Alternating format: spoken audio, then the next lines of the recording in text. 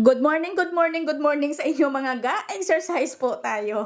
At araw po ngayon ng Biyernes, medyo kaunti lang po yung gagawin natin ngayon na tinapay kasi medyo matumal pa. At wala na pong pasok kasi kahapon lang po ay nag-celebrate po sila ng kanilang mga Christmas party sa mga paaralan. Kaya sa wakas ay makapagpahinga din tayo ng kaunti.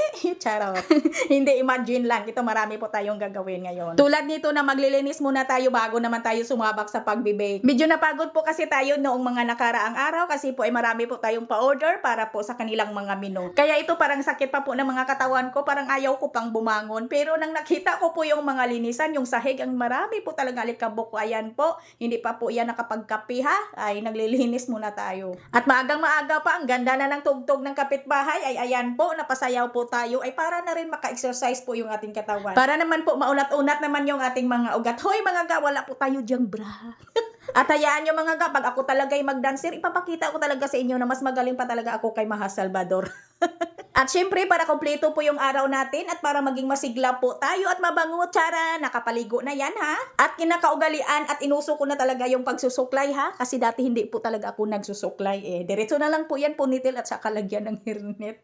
Kasi po nagmamadali po talaga tayo palagi. At habang masaya po tayo ditong gumagawa ng video ay ako'y talagang nagulat na lang po kasi ito po ay may nagagalit po sa kabilang bahay.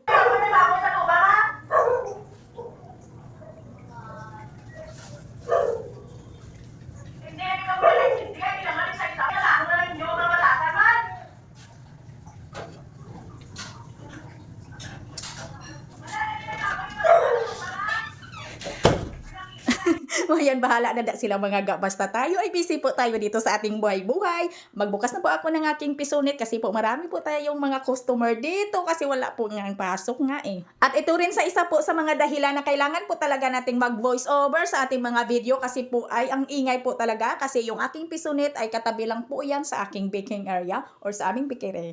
Minsan gusto kong mag-live para hindi na po tayo mag-edit pero hindi po talaga pwede kasi ang ingay po talaga dito eh. At yung ating cocoa powder mga ga ay ang mahal na po nito. 358 na po yung isang kilo nito. Dati mahigit 200 lang po ito. Kulang-kulang lang po mag 300. Ngayon ay mahigit 300 na po talaga. At bago po natin ipagpatuloy yung ating paglilinis at pagliligpit, ay uminom muna tayo ng ating barley grass. May kasama na po itong scoop at dalawang scoop po yung inilalagay ko dito sa ating tubig. Mga ga, subukan po ninyo ito. Hindi po ito sponsored ha. Ay sinasabi ko lang po yung resulta ng pag-inom ko dito. 2 weeks pa lang po yung pag-inom ko dito mga ga. Ay ang gaan na po ng pakiramdam ko at nag-boost po talaga ako dito ha. At naging normal na po yung pagbawas po natin. At kada umaga po natin ito inumin habang wala pang laman yung ating tiyan. 30 minutes before po tayo dito kumain ng kanin. At habang hinihintay po natin yung 30 minutes para naman po ay makakain na po tayo ng kanin para po umagahan po natin. Ay marami pa po tayong nagagawa sa loob ng 30 minutes. Marami pa po tayong naliligpit at nalilinis.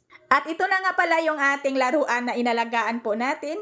5 days na po ito ngayon mga gaayan po. Mahaba na po yung kanyang buhok o kanyang palay. At dahil ginutom na si Inday, kaya kainan muna. Ito po yung kanin na bahaw na tutong na sinampaw or pinatong po natin doon sa bago pong kanin para mag-init. Para sa amin, ang dami at ang sarap na po ng aming ulam. Meron po kaming tuyo, itlog at ampalaya at siyempre hindi mawawala yung maanghang at masarap po na sausawan at yung ating pinirito na talong at yung ating okra at yung ating kanin na special na tutong. Taraga, kain na po tayo. Ay, palaway-laway na lang po.